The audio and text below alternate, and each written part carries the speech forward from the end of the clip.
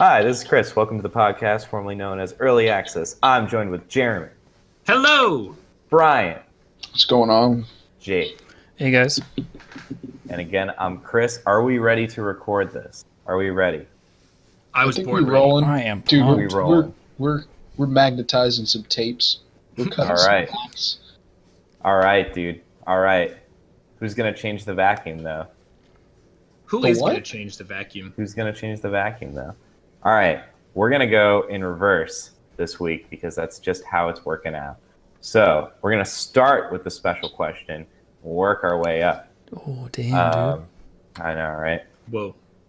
So, Halloween happened a few days ago. Do you guys have a favorite spooky Halloween game? Like a favorite, you don't necessarily, either a game that you tend to play around this time of year for one reason or another, or just like a good like horror game that you guys like. So I'm not much of a horror game guy, but if I were to play one around Halloween time, it would probably be wow, the name I just lost the name. All right, we will come back to you, Jake. So, Hold up. I'm gonna look it up right now. all right. Well, I was just thinking. I mean, I have like a personal answer, but I was just thinking in general. I think we were really big into Slender Man around this time.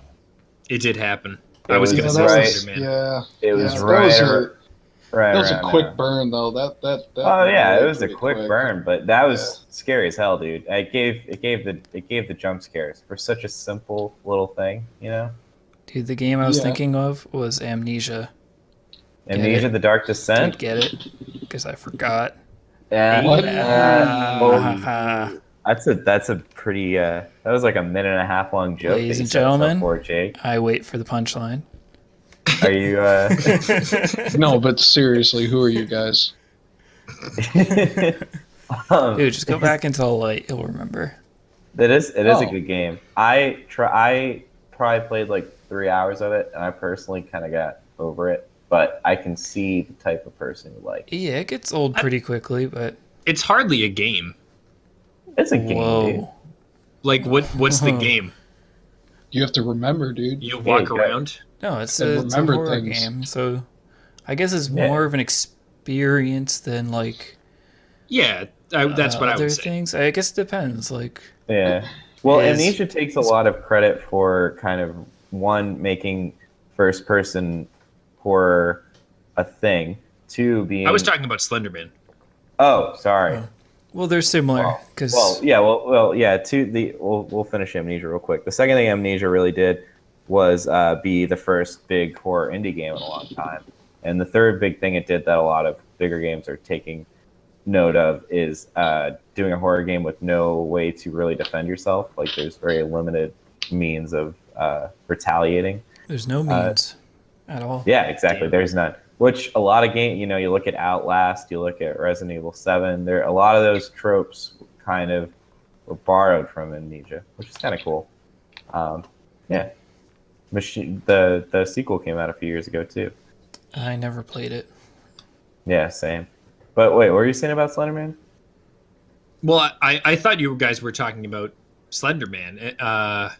And you said that, well, when you said I only played it for like 3 hours and then I kind of got over it, I thought you were talking about Slender Man. No, To dude, which I was responding, like, it makes sense that you would play it for 3 hours and get over it. It's not really a game. You really just kind of like put on your Oculus Rift, put on your headphones, walk Shit your around in the pants. forest, shoot your pants, and then you're like, Repeat. wow, that was Yeah. scary. Like, can you even beat it? Is it even beatable? Yeah, no, you can beat it. Yeah, You gotta find all sure? the notes. You gotta find all the yes, notes. I'm positive. I had huge issues playing that game, like with people or with alone. It's Wait, scared. personal It's a issues? tough- it's a Like tough game. technical issues. No, it terrified me, man. It really got to me.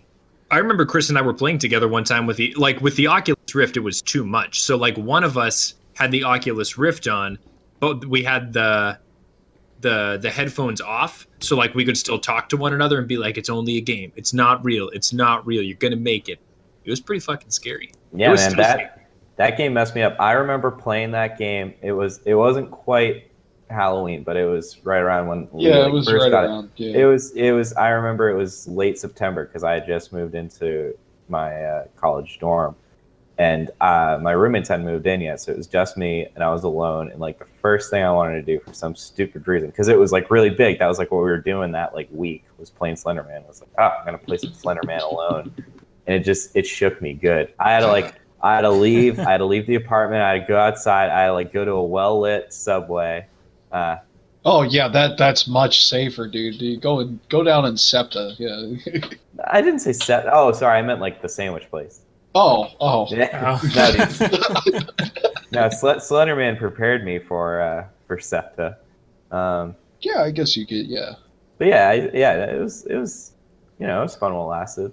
They pushed out like a paid version, a paid Slenderman for That they did. What was it called? Slender the something. It's not. 7 pages. Yeah, I mean, there we go.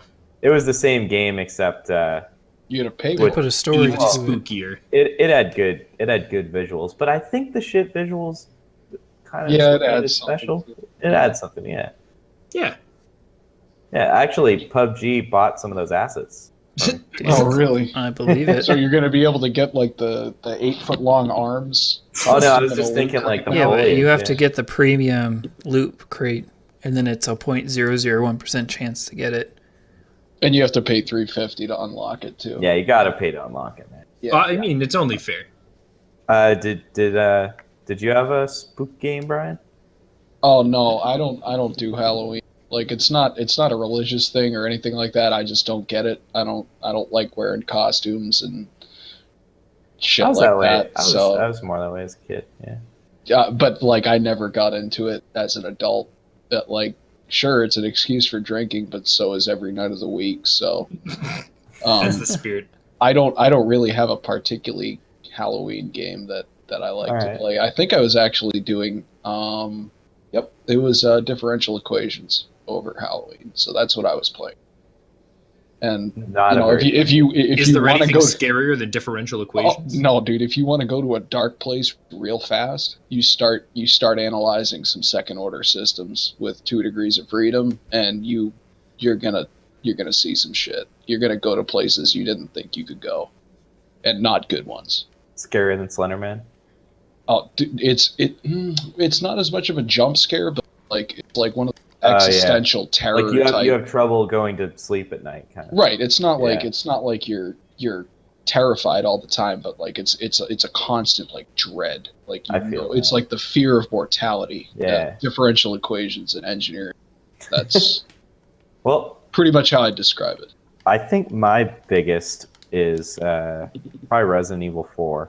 I've played through that a lot of times. I think it still really holds up.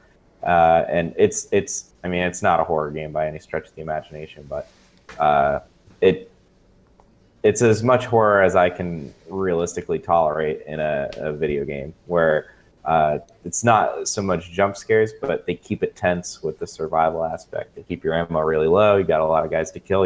There's always something breathing down your neck. And dude, you know what that sounds like? What's that sound like? Plunk bat. Plunk bat? Oh yeah, Yeah. Apparently that's going to be PUBG's new name. No. Plunk bat. That's going to be Plunk Bat's new game. Plunk bat. Yeah. Sounds good. So we should probably talk about the breaking news where we read about Plunk Bat, since that just broke, right? We can do that. We can shift to the news. It was a light question. It did just break. We're still trying to clean up the mess. Yep. All Hashtag PUBG. right. Jake, take it away. Hashtag Plunkbat. Oh yeah, hashtag Plunkbat. So Rock, Paper, Scissors, Shotgun just posted an article about how Plunkbat, also known as PlayerUnknown's Battlegrounds, delayed vaulting, which was supposed to come out this week, I believe. Supposed to come out today. Supposed to come It's out supposed today. to be out. It's It was supposed to current, as of been the time of asked this for a recording, long it's supposed time to be too. out. Yeah, it's supposed to be here. And their reasoning was the test servers were like not ready. Yeah, so the test servers that are meant to test things were not stable. So Yeah. they say. That's a shit they excuse. Like They you say do. that they wouldn't Like be you able to do. handle the traffic. But like, no kidding, it's a test server. We know. So when they announced vaulting back at E3, which was in June, I was like, oh, Ecstatic. you know, that well, yeah, first I was happy. He was Second, I young and like, naive. I was like, well, that, you know, that's a significant thing that people have been waiting for, but it's not like I thought it would be out within like a month. Let me put it that way. It's like, oh yeah, that's like cool. That's like the next big thing that we're gonna get in the next monthly update. And I had no idea that we would be pushing 5 months on this. Yeah, it's ridiculous. Here we are. And they didn't say when they thought it would be out. They did not put another date on it. No, That's because it's a cash grab. So unsurprisingly, PlayerUnknown's Battleground once again has fallen behind schedule. That's like It's the an amusing story cash of- grab, but yeah, they're in it for the money. I mean, I guess they care to an extent, but like I think they care more about the money than they do about the actual game. I mean, I honestly And- really think that they have to have the Xbox version out next month. I think they're They're not gonna. all hands on deck. I think They haven't had they have anything some- else to do this Yeah. whole time. Right. I think they have some management problems. When did they announce the Oh, Xbox version? definitely. They announced it at E3, but So in like, June. So half a year Well, ago. So they've had presumably half they've a been year working. to do this one thing. I mean, the fact No, that but people have been that's- asking for that's vaulting not- for 6 months, and I mean, we've they've gotten they've- fog and a car and all this Fog stuff, that- that would be a management that- problem. ruins the game. Yes. Like we played a foggy game the other night, and like we didn't see anybody. Well, shit tier fog. It's like not good Yeah, it's fog. terrible. It's just It's- white it's- particles.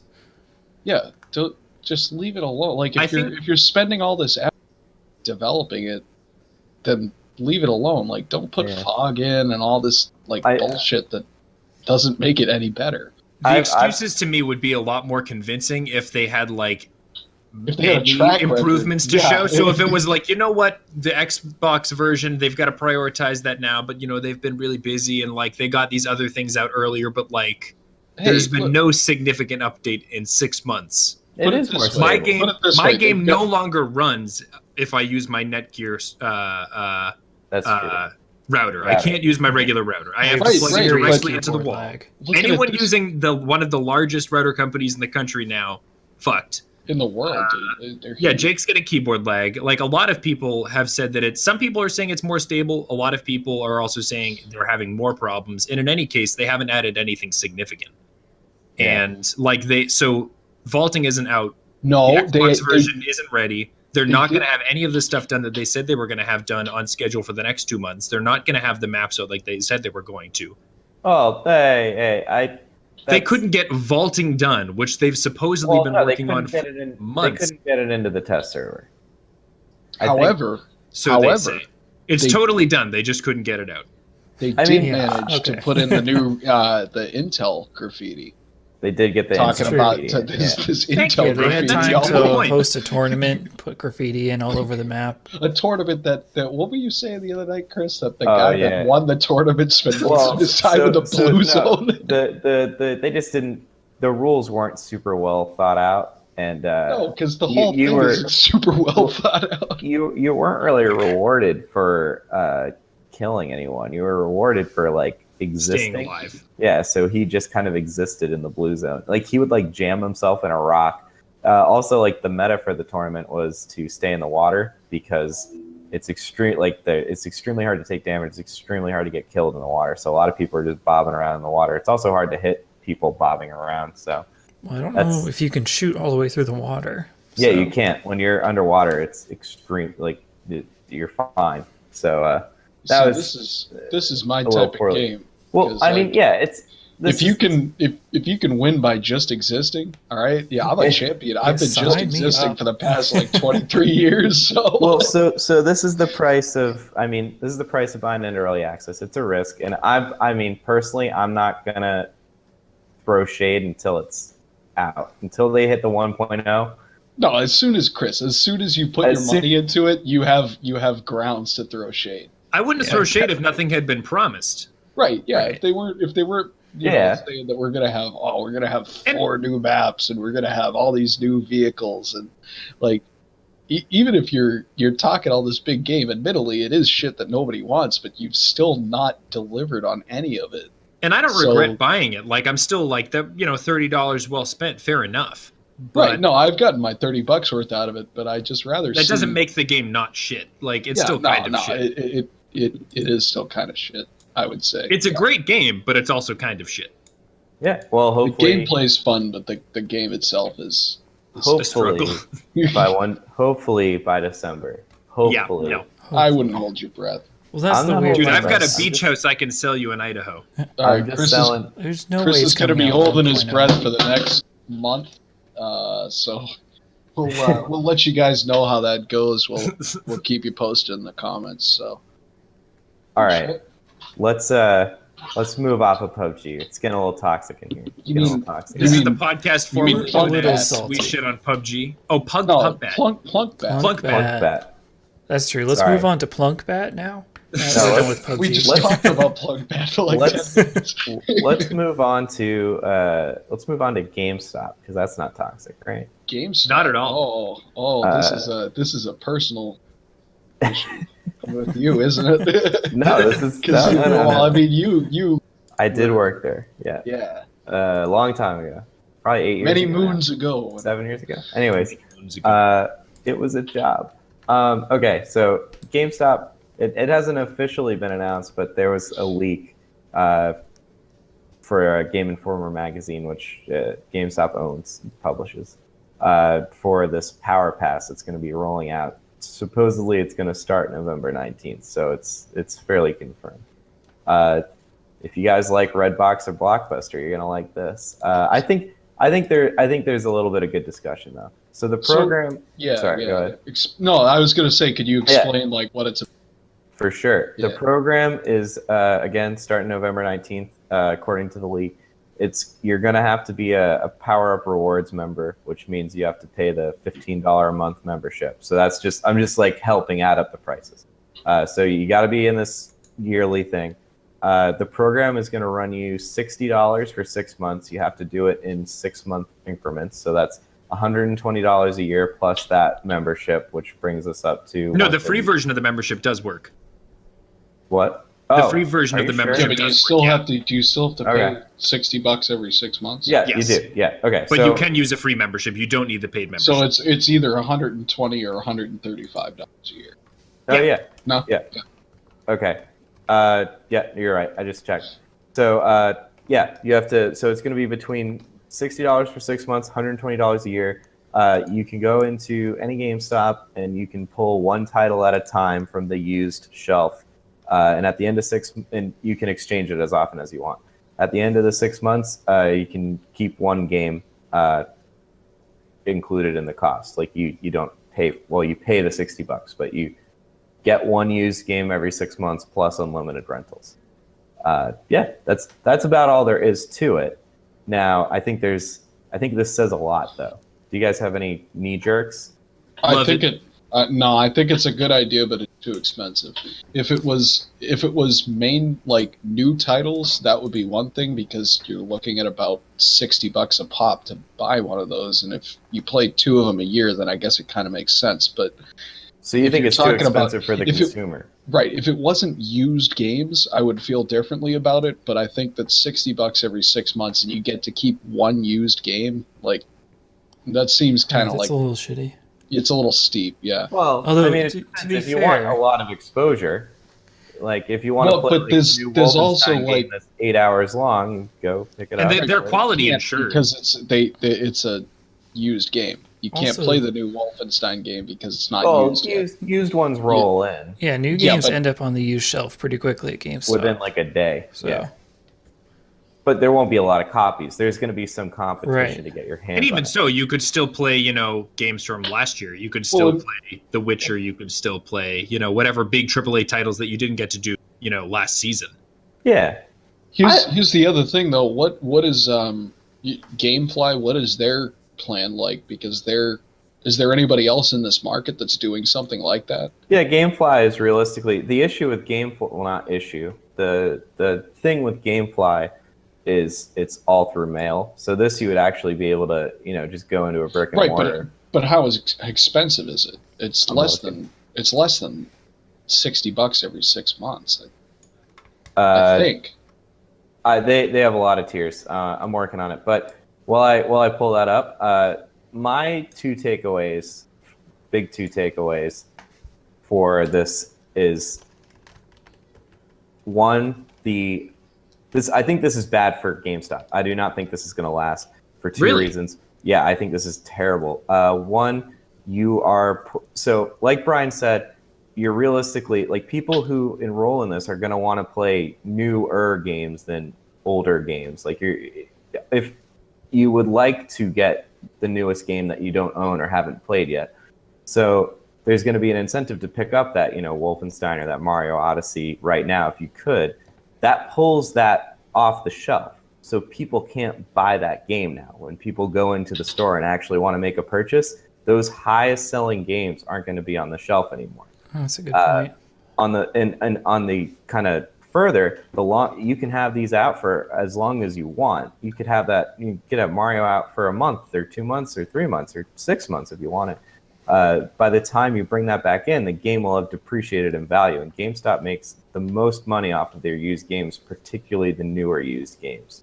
I have a response to both of those things. Cool. Also, it is $22.95 per month, 2 games at a time, or $15.95 for 1 game at a time for GameFly. So it's cheaper than GameFly. Okay, so I guess that makes a little more sense. And also, they're competing with mailing. Origins. You just go in and get it. Shit. That's true. So Origin is $5 a month, or Origin is the Origin EA Access service. or EA Origin Access. Access. It's $5 a month, and there's a select list of EA games that you can download and play. But they're good games. Yeah, it's like Battlefield 1, Mass Effect Andromeda. But again, you have to Star Wars. But you have to be, you have to only go. It's only EA games, and it's only a select number, so it's a lot more constricting. So, what were your responses, Jeremy? So obviously, you have a better sense of GameStop's internal dynamics as a former plant, but to me, so I know that we've said that there's some turnaround on the newer games. I actually did a little preparation for the show today, and I think the expectation, at least from the articles I've read, is that this mostly won't be giving you access to very new titles. So if you're looking to go into GameStop and get Assassin's Creed Origins or Mario Odyssey or Wolfenstein with this program, you're probably in the wrong place. So I think in that sense, I'm inclined to agree. I don't think, unless a game is a flop, people aren't going to be returning it, the next day. If they buy it, they're going to hold on to it, presuming it's a good new game. So if you're in, okay, so 2 things. One, yeah, that is kind of the good thing about GameFly. You do pay a little more, but you're pretty much going to be guaranteed to get that newest game. Whatever you want. If you want it. Yeah, if you want it, you'll get it.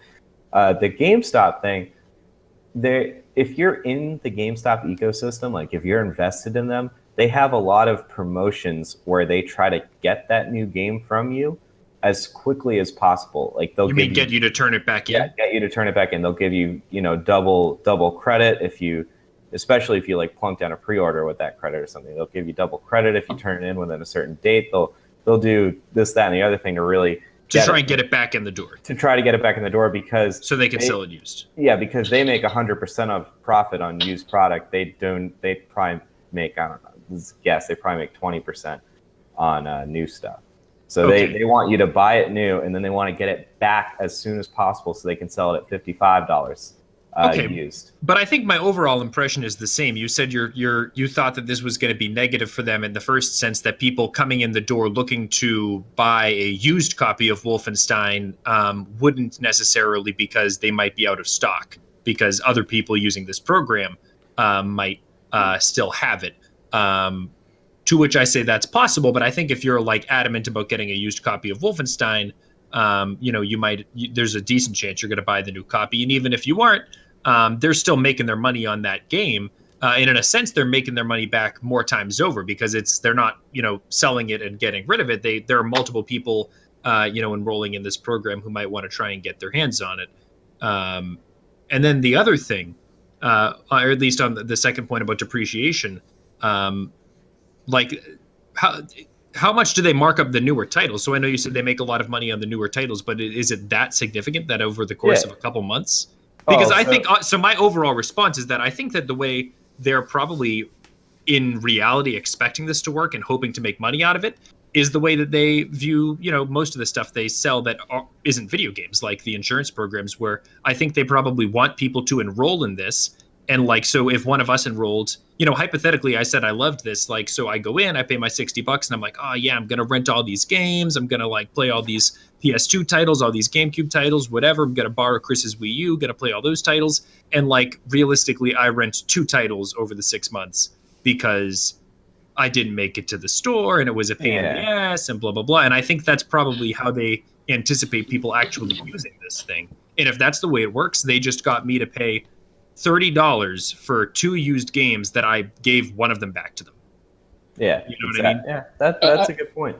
And I think that's a lot of the problem with it is exactly what you just said, is that you're not going to use it as much as you think you are, and I think that people are going to catch on to that a lot faster than GameStop thinks that they're going to. You know what I mean? And I disagree, because a huge part of their market is like 14-year-olds who are dumb, like us when we were that age. And I sold my games to GameStop and got totally ripped off. Yeah, but what I'm saying, to me, the wool's over their eyes. It seems to me like this is kind of a Hail Mary. I think this is like they're in trouble. They're in trouble financially. Digital sales are through the roof and physical's way down. Right, and if you think about to like Blockbuster and West Coast Video and all those places, like Blockbuster had a streaming service and something that was similar to Netflix right before they went under. Yeah. So I think that this is kind of in the same vein as that. I think that it's really too little, too late, and it is too expensive. I agree. I think this is them saying that they're really struggling and they need trouble. to. So why didn't they launch a streaming service? Because like GameFly used to be, so they do mail games, but I believe they either recently launched a streaming service or are going to launch a streaming service. Well, yeah. So there was that OnLive streaming service. They just people still haven't really gotten the ping issue down. Like our bandwidth just isn't good enough. Like the game's just, the playable experience is not there. And especially with online. And the infrastructure, an online component, you're all done with. So let's say you want to play Assassin's Creed Origins. Yeah, this is what I was going to say. Service, which you're going to want to do because it's you pay for the service, you want the new games. You're going to need a beefy computer to not only play the game at assuming high settings, because I'm paying money, high settings and transmitting it. It's a lot of horsepower, and you're gonna have to have one. That's for one person playing. You're gonna have to have that computer ready to go. Right, or you could wait for a Steam sale to roll around and buy it. No, I'm just maybe not like that game specifically, but from the perspective of setting up the infrastructure to actually create a streaming service. Right, and what I'm saying is that from the end user's point of view, it's just as much work to do that as it is to wait 2 weeks and it goes on sale on Steam and you buy it and you have it. There's no problems. You know what I mean? Like there's no benefit to going with the streaming service. There's quite a few downsides, or you could just buy it and download it instantly and you're all set. You don't have to leave your house. You can, whatever you want to. Why would you want to leave your house? Oh, dude, I'd never leave. The stream is not like, I don't think you stream the game as you play. I mean, so primarily these guys are marketing to console consumers, so you could download the game to your console with I see. a keep alive of like however long, and then you don't have to worry about people ripping the game because it's on a console. It's hard to do that. Which is why I think the real problem isn't the tech. This is where I thought Chris was going. I think the real problem is the rights. So if you look at like TV, Netflix showed that the model was in streaming, but now when Netflix entered that market, they were really the only, provider. Now a lot of the other big rights holders are looking to pull out of Netflix and set up their own streaming services. Like Disney's going to have one, and if you want, the Marvel movies and Star Wars and the Disney shows and blah blah blah, and their movies, you're going to have to get Disney streaming, and Universal is going to pull out, and WB is going to pull out. And then Netflix is going to have some stuff and their own original content, and you're going to end up paying for, whatever packages you want, just like we have with cable now, except over the computer. The difference is that the video game world is already kind of structured like this. Ubisoft already has their own platform. EA already has their own platform. Battle.net already has their own platform, and none of those license holders are going to lend out their IPs Like- to like a new EA streaming company to like what the fuck do they get out of this? Like Right, EA right. doesn't even go on Steam. Yeah, exactly. Well, and here's the other And thing. I think is that's that, the future. Like more companies are going to pull out and set up their own large infrastructures, and Steam is going to end up for like, probably indies and whatever companies want to end up still participating. see, I don't think it's necessarily 1-to-1 though. 'Cause I know that. Well, look at it this way: you watch a movie, and it's going to be the same every single time you watch it. It's going to be exactly the same. Games have depth to them. There's replay value. You talk about things like that. I just don't think that a rental service really works as well for video games. And even when we have video stores where you could go and rent games for a weekend or whatever, I didn't really see the point of that much, because if I'm going to have a game that's something that's interactive, that you have to, if you really want to figure it out, you got to put some time into it. I'd Dude, rather you just never own rent- it. You never Oh. rented Pokemon Snap, my friend. No, I would never rent. I didn't have an N64, so I could rent Pokemon Snap and then put it on my I know you my did. bureau and look at it for the weekend You and then should bring have. it back. Still more fun than the Wii U. When you're I 8 rented a years few old, games. $5 is a lot of money, man. I rented a few as a kid, and Chris rented a bunch of games as a kid. He's underselling it. Well, yeah. So actually, I did this. It wasn't the exact same, but Blockbuster had it when they were just starting to suffer. You didn't go to West Coast Video? I Nah, dude. also, but West no, Coast Video is my spot downtown. So Blockbuster would let you. When things just started to go bad, they would let you rent a game for 30 days at a time for like $5. I did that a lot. A lot. That was about as long as I needed it. Pokemon Stadium, what is Pokemon this Snap, Yeah. all that Well, stuff. Anyways, I think we agree that this is a questionable move. No, I totally disagree. I well, think this is a great move. it's a questionable move, and I think it's Wait, so kind of Jeremy thinks it's a interesting. great move. I think it's a terrific move. Okay. I don't know. Jeremy I don't thinks know if it's going to terrific. save their company, but I think from a No, it consumer won't. standpoint, It I won't. think it's awesome. Yeah, I don't really think from it a will. consumer. No, I think I mean, sorry, business wise. I don't think it's a bad move business wise. I think it could make them some money, but I don't think it would address the structural problems of their industry. All So, right, Brian. It's kind or of a tall Jake, order. I agree. I think it's a strange move, but I think it's a good program if you're a console user. All right, fair enough. I completely disagree with. Yeah, Brian and I are on one side, Jake, Jeremy on the other. So let's Division. division. Let's move on to Animal Crossing Mobile. Did anybody watch the Nintendo Direct? No. No. What? Just me. Exactly. I had okay. to work, loser.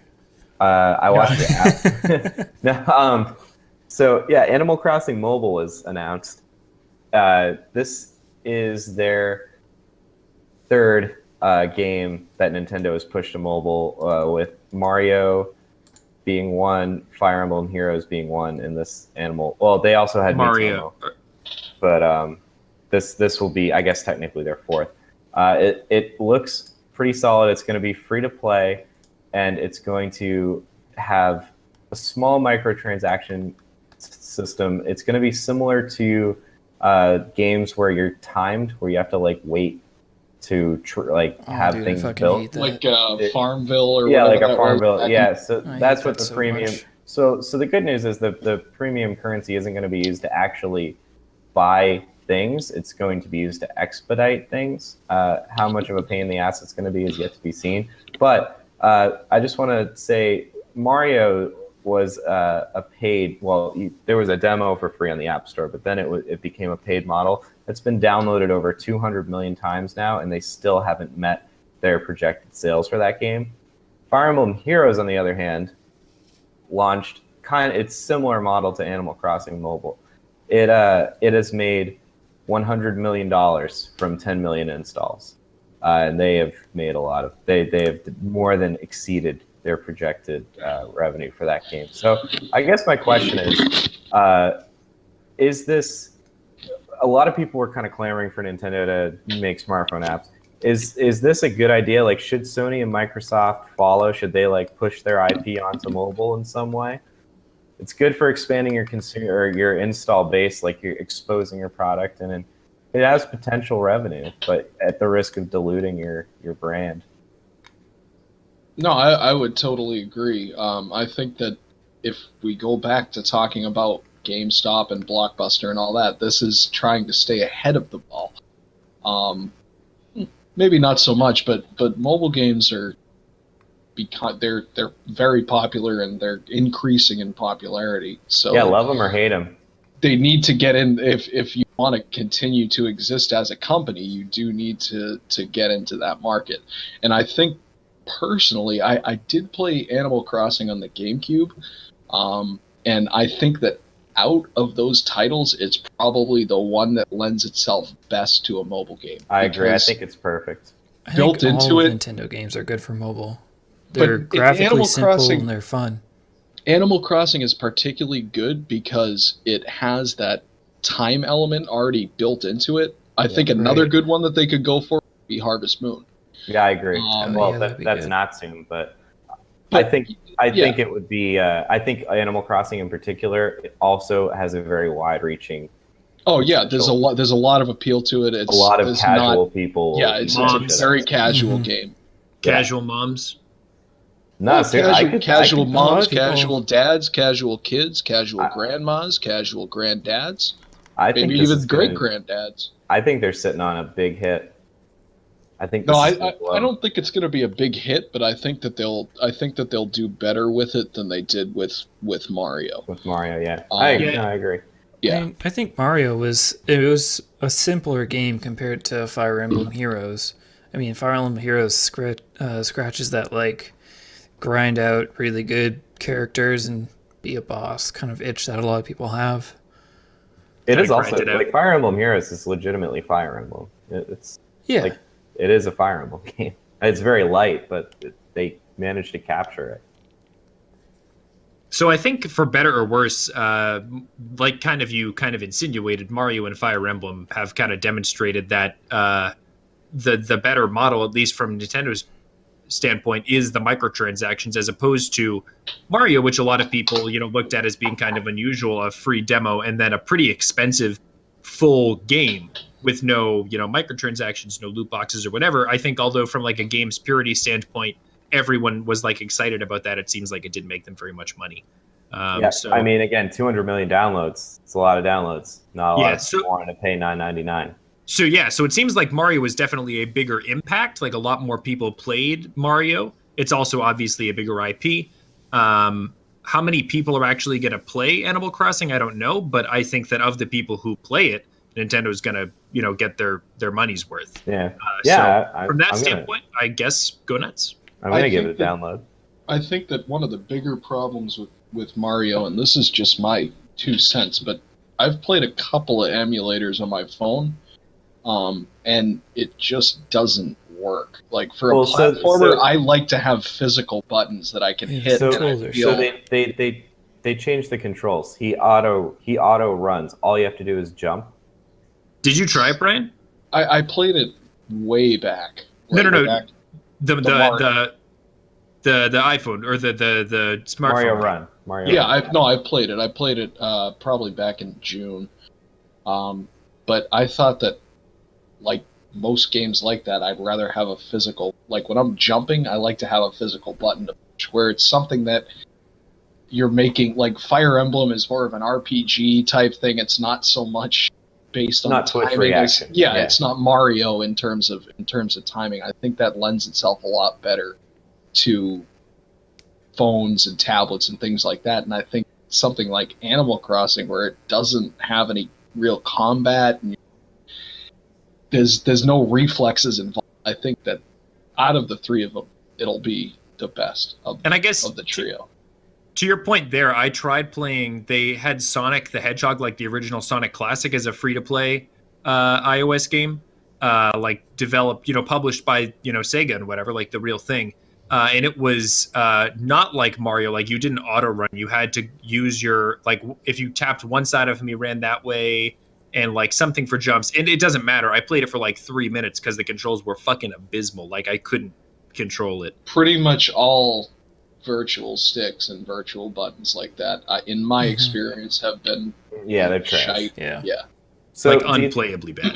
do you think Microsoft and Sony should kind of follow this approach where they start pushing like not necessarily a first person shooter Halo, but like a Halo mobile or a Gears of War mobile or I guess Sony could do like a Ratchet and Clank mobile. Before we get there, one last thing on Nintendo. Why the fuck have they not done an actual smartphone Pokemon game yet? Like, just release Pokemon But Yellow what on the about smartphone. what about Pokemon Go? You forgot about Pokemon Go. Well, Pokemon Go was lovely, and they made out with They have all the second generation Pokemon in it. You can catch a Suicune, and you can catch a Ho-Oh, and you can catch a Lugia. I think to answer your question, Jeremy, I think because the Switch is mobile and the next Pokemon game is coming to mobile, I think that's probably why. I agree with you. That is probably why, but they're still wrong. Just release Pokemon Yellow. Just release Pokemon Yellow. Like, you're not gonna make any more money using Switch users. They might buy Pokemon Yellow. Sure, they probably have Game Boys.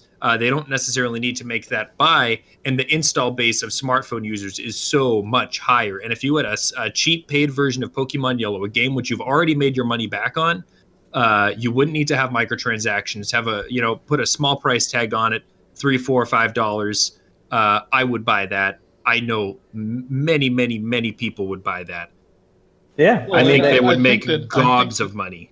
I think that you could draw a parallel to how well the SNES, the SNES Mini, and the NES Mini. Have Yeah. done. There's a strong Nostalgia. market for that the early '90s, mid '90s retro market.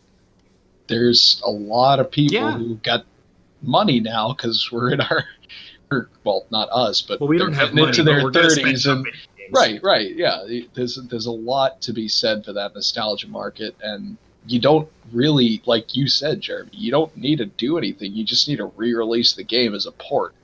Like, people are going to enjoy it. People are going to buy it. Pokemon Yellow is fucking classic. Like, what are even the costs involved in doing that? Like, you have to, like, I guess, You'd have get to it. You have port to it. optimize You'd it have to for. port it. Yeah, you've got to No, port it, you- and you've got to put it but on the it's store. gonna You'd have to rebuild it. but any modern smartphone has way higher capabilities than the hardware that originally came out. And it's So- Pokemon Yellow. It's not a demanding game. They did it with Let's- Sonic the Hedgehog, It's more. I mean, which is it could considerably be- more it could complicated. be you'd a have to- bigger you'd job.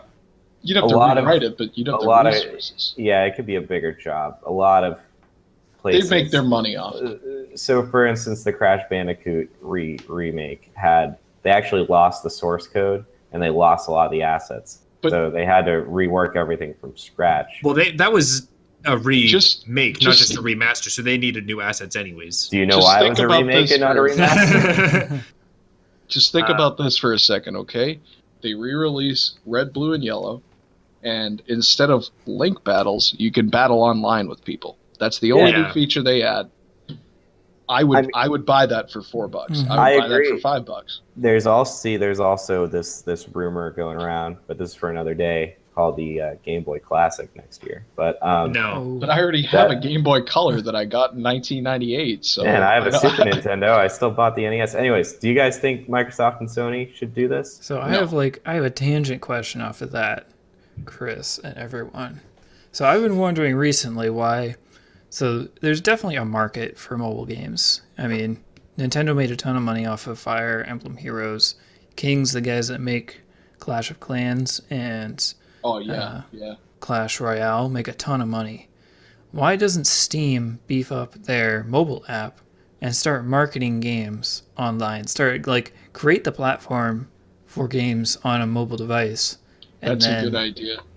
let people start selling games there. That's a really good, like those really cheap, like 99-cent, $1 games. They already kind of have that minimalist aesthetic to them, so they probably wouldn't take that much power to run on mobile. I think that that's a really good idea. I Well, think it would you have should. to be for Android, right?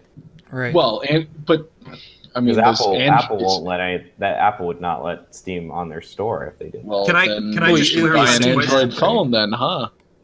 So, Jake, are you asking why doesn't Steam so I guess my become question is, an online? Yeah. why do you think it would be a good idea for them to beef up their mobile app and let people buy mobile games?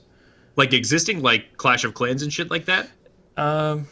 So not quite that, but I think So kind of along with Chris's question, I'm taking the assumption that I think publishers should start making mobile games. And I think there's a lot of indie games out there that would be suited for a mobile platform. Like FTL would be great on mobile. Yes, it would. Like on a tablet. It is on the Apple Store, but right. Yeah, that's also true. But the rest of us that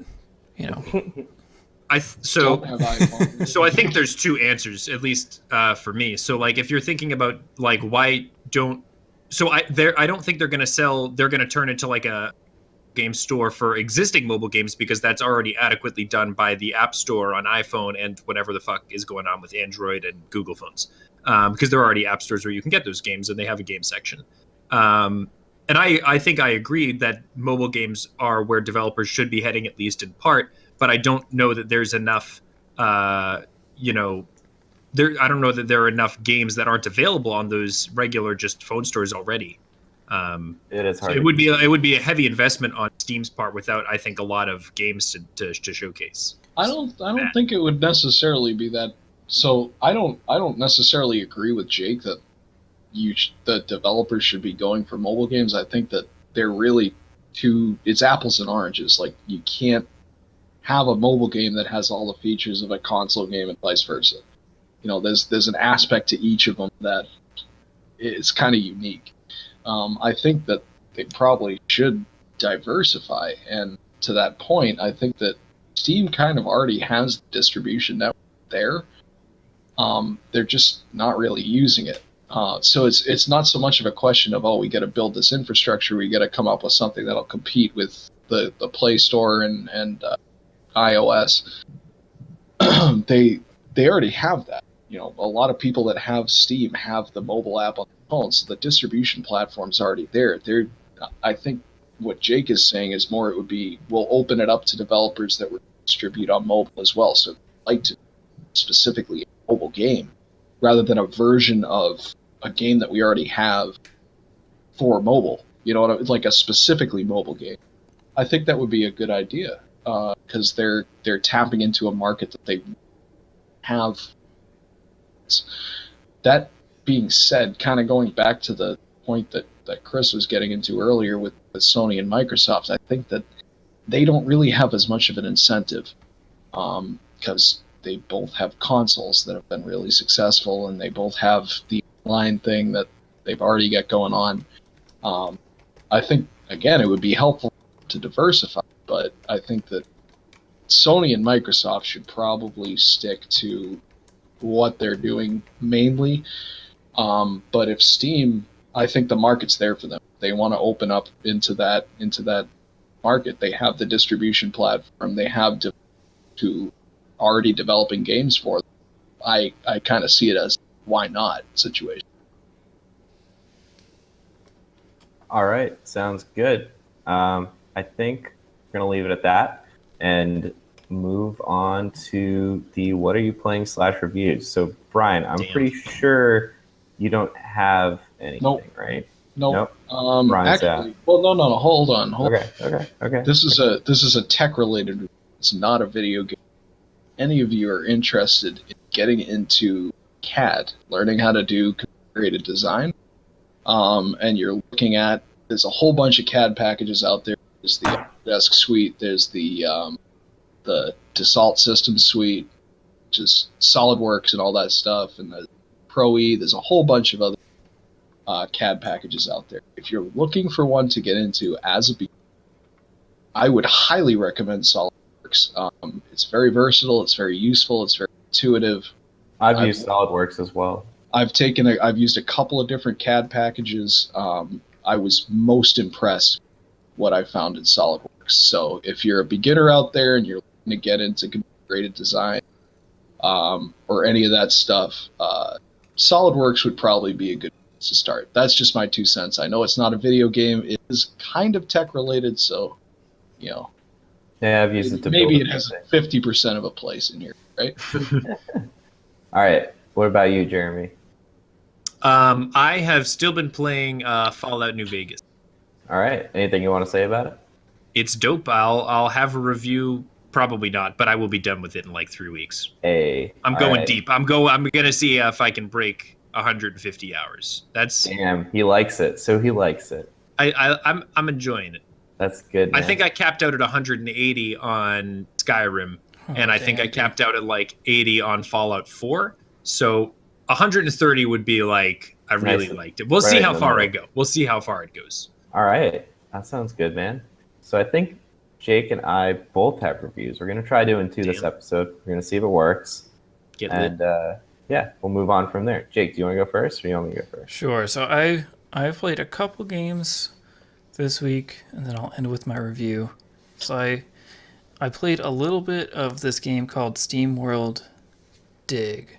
Hey, I have that too. And it was a ton of fun. It's actually not SteamWorld Dig, it's SteamWorld Heist by the same creators as SteamWorld Dig. Same kind of theme. And it was a good amount of fun. It's like a turn-based game, but instead of just like clicking and pointing and killing people, you have to aim your shots. You get guns, and you have to aim your shots and like bounce off walls and stuff. It's very cool.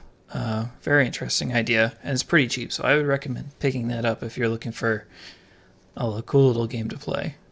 But besides that, I finished playing Origami, which I think I mentioned last podcast. You said it got quote unquote old pretty fast. Yeah, so I would still say that it gets old pretty quickly. So Origami is very much like an indie, simpler version of Dishonored. You sneak around, kill dudes, you get special powers, you get like the classic Dishonored teleport. But the whole thing with Origami is it's this interplay between light and shadows. So you only get your powers when you're in shadows. And you kind of have like this power meter that's connected to shadows, and when you're in the light, it slowly drains out. So that's pretty cool. But it's definitely, there's not a lot to it. I gotta be honest, like in most stealth games there's some extra things to do besides just like sneaking around and stabbing dudes. You can like loot stuff. You can find little lore drops, all this kind of stuff. In Origami, there's none of that. There's 2 enemy types and some scrolls that are tied to unlocking your abilities. And the level design is very, very similar. It's essentially like a couple stages of break these things, unlock the next area, break these things, unlock the next area, break these things, leave the area, go to the next level. Times 13.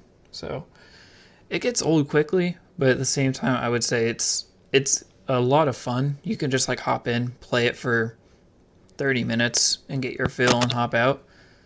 So I would definitely recommend picking it up if there's another sale. Like $10 I think is a perfect price for this game. So if you're a stealth fan and you like Dishonored and you're looking just for something a little different that you can hop in and out pretty quickly, I would recommend checking out Origami. All right, man.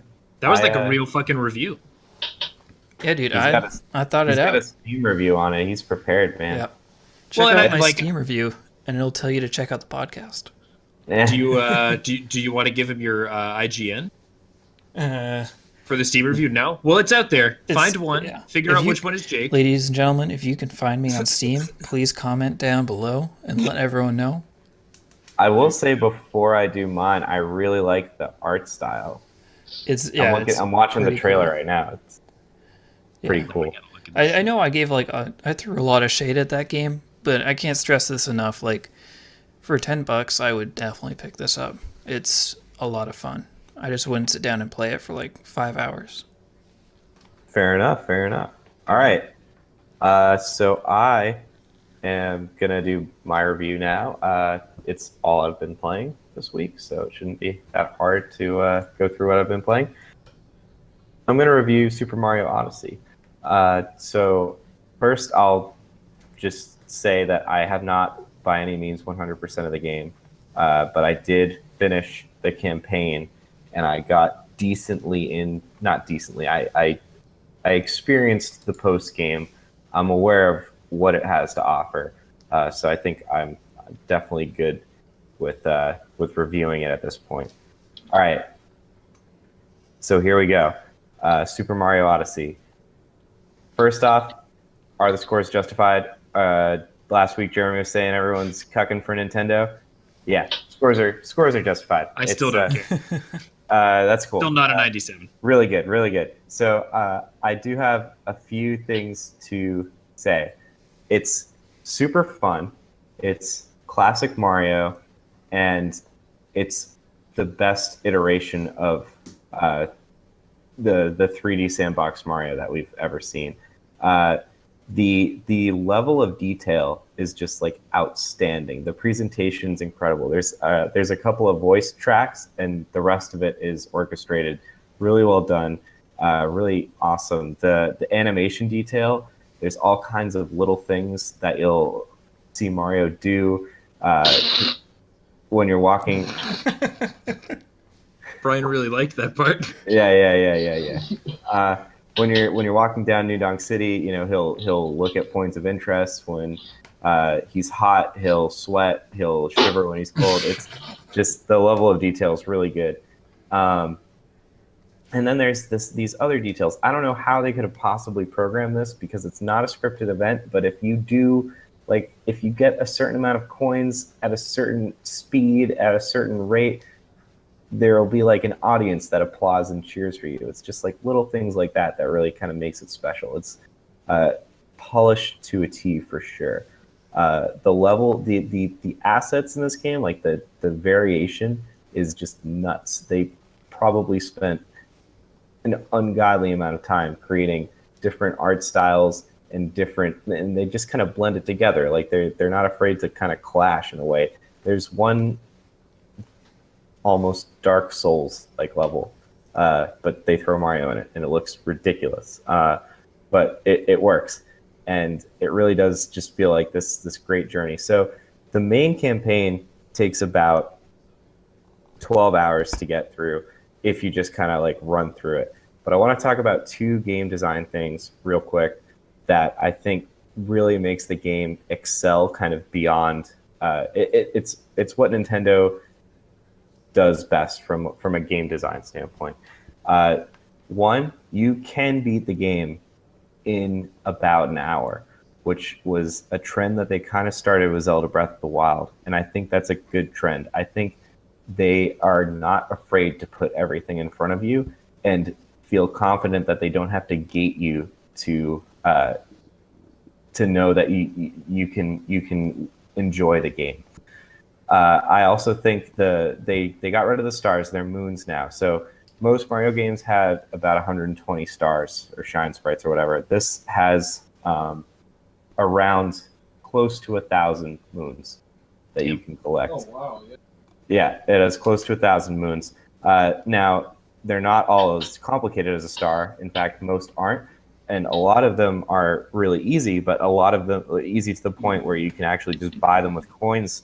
But a lot of them are more challenging. And I think this is really clever on Nintendo's end because Mario has to appeal to a hardcore audience as well as a really casual audience. And, you know, the 8-year-old or the friend who hasn't played games a lot but likes Mario, they can pick up this game and they can effectively, quote unquote, beat it by getting the minimum number of stars and doing these easy stars. But then there's a whole spectrum of, 1,000 possibilities on difficulty of stars. And I think that really works. And it's something that Zelda kind of experimented with. And I think that's a really good thing that I hope Nintendo and other developers keep up. So I do have two kind of quarrels with it. The controls, you only use 3 actual buttons to do all of the moves. And there's one move in particular, the dive, that the game can misread for a ground pound based on it's a button combination timing that there were just enough buttons that I feel like they could have easily mapped that, or at least given you the option to use one extra button so that it wouldn't be an issue.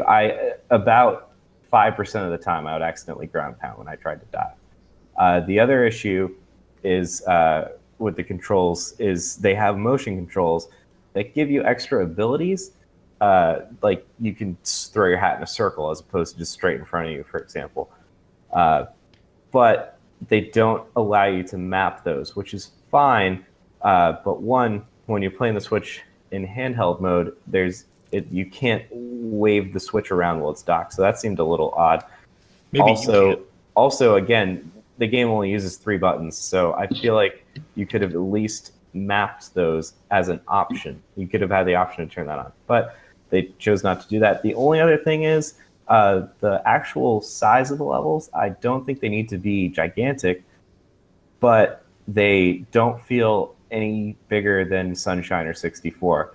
And again, that's not a huge issue, but Mario 64 came out 20 years ago, and I feel like they could have been maybe 25% bigger. Some of them are just the right size, but I feel like if I had to nitpick, maybe just a little bit bigger would have been nice. But yeah, that's ultimately my review. I think I would have to give it a 9.6. It hits that like super awesome 9.5 hyper polish, and then it just goes like one extra step above on like the polish. Because you didn't want to give it a 9.7 because that would have been the same as. Well, no, I critic review, wouldn't it? No, I thought I was between a 9.6 and a 9.9 or 96 and 99. The 99 I thought was just too high. The 97, I'm trying to think of like what I thought a 97 was. And this like the first, like when I finished the game, I was like, that's a 95. But then I really started like digging, and I started doing like extra moons, and I just started noticing that like extra level of like polish and detail, and I was like, all right, I'll bump it, you know? Your scale is to a 9.6. He bumped it from a 9.6. So Chris's scale has had great inflation. He's too kind to the games. Now the question that I have is there's been some pictures, okay, on the Reddits. Not that I go on this, but there's been some pictures of a particular frog from what I kind of early game, and this frog was doing something to Mario that I believe they were getting pretty personal. Was he wearing a shirt? No, I think the technical term for it is analingus.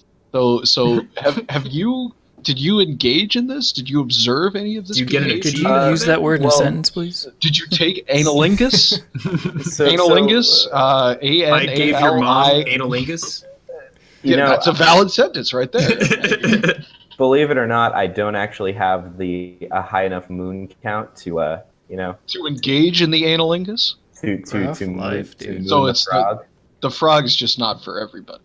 Yeah, for the high rollers. You got to be good. You got to be good. Okay, I see. No, Nintendo wants to reward you for your hard work. So, Chris, this has legitimately led me to a real point.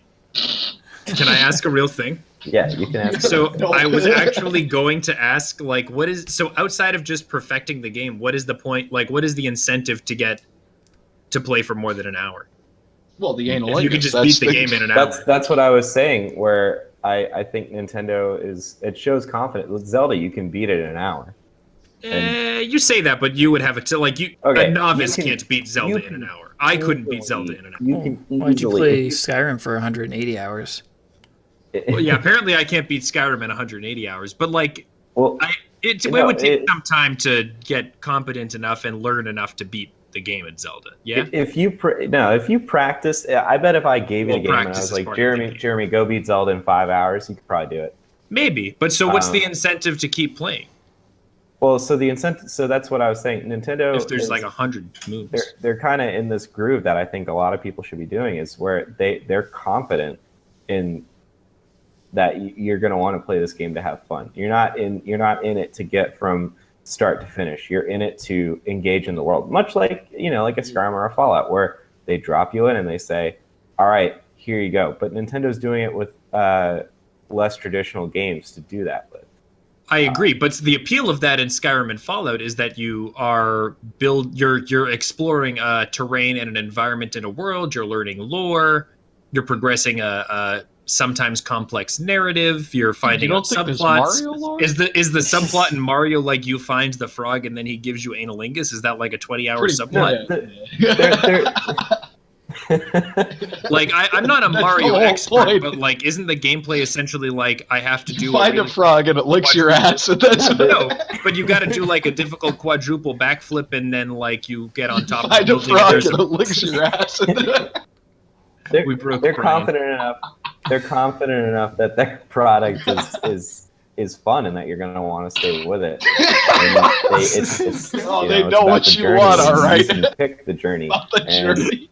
if you have, I think it's good because you can if you play it, like I'm gonna speedrun Zelda Breath of the Wild. I played it. I had a lot of fun with it, and I think I'm now ready to self-impose some challenges on myself. I could do a 3-heart run of Zelda, or I could do, I could try to beat it in a certain amount of time. Much like Mario, I could try to I could try to beat the game in an hour. I could try to get every moon in one kingdom, or I could just try to play it at my own pace that I'm happy with. They're letting the player choose how they want to experience it. That's all. Fair enough. Yeah. So, Brian, do you have anything to say? Oh, you caught me off guard here. Shit. Is it about a frog? No, dude. All right, the train of thought just had there was a bad derailment. You shouldn't be saying things like that. All right, well, you guys, we're all about those likes. We're all about that like button, and I actually got an email from the like button the other day. It said it's getting kind of lonely. Nobody wants to smash that like button, and it's feeling pretty down. So if you guys could just help us out, we're really trying to get our like button. We're trying to get him back to where he should be. So if you guys could just crush that like button, I want you to just go all out this week. Just please help him out. He's really having a hard time. We got to show him that he's appreciated, that he's wanted. So go ahead and show that like button some love. Maybe if you want to go Mario Odyssey Frog, I don't think he'd particularly mind that, although you'd have to ask him yourself. But yeah, our like button is falling on some hard times, so if you could help him out this week, we'd really appreciate that. All right, thanks, man. You're welcome anytime.